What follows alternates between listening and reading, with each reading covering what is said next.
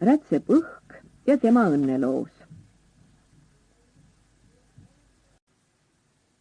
1. See sinane jutt on tuli uus, nagu praegu masina alt tulnud raha. Ära armas lugeja sellepärast pahanda. Ju ometi uued jutud ka hädaga peavad läbi loetama, nagu hädaga sealiha ja kanamunad ära süüakse. No mis häda mul on, küsib lugeja. Soo, sina vist ei tahagi teada, mida kõik ilma peal teada tahavad.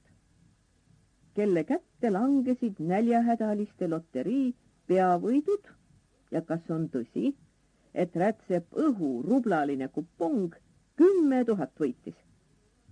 Ära sa salga. Nii suure asja juures on iga üks uudishimuline. Ka nüüd, külaveli, kas jutt ei ole tuli uus ja ei kanna sellepärast õigusega uudisjutu nime?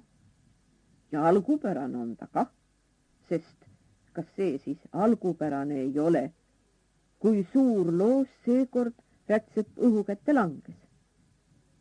Näed nüüd, et ma täie õigusega oma juttu etteotsa kirjutada võisin, tuli uus algupärane uudisjutt. Ja algupärane oli ta ka. See on tõsi. See õnnelooside asi ikka. Mõtelge ise. Kusagil Venemaal on nälg ja näljahädalisi vaja aidata. Aga need, kellel ülearune rubla taskus, ei lähe ega lähe aitama. Mis tegi valitsus?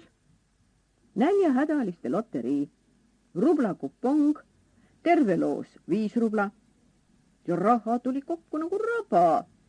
Kõige kalgima südamega inimesed, kes kopikatki ei ole näljahädaliste heaks andnud, ostsid võiduloose, ikkases kindlas lootuses, nüüd võit tuleb. Õnn öeldakse pime olevat. Ehk küll 1000 teist kinnitavad, et ega õnn pime ei ole. Aga mis tõsi, on tõsi. Mõnikord leiab pime kana ka tera. See lugu läks Rätsep õhu juures tõeks.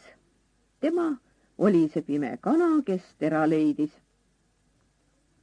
Mõnigi rikas peremees oli igale oma kodakondsele linnast mitu võiduloosi toonud. 10-15 kupongi loeti iga talu peale. Võiduloose otsiti aga kui hinge õnnistust. Kõrge kroonu ei jõudnud nii palju loose Mulgimaale saata, kui tahtjaid oli. Sample complete. Ready to continue?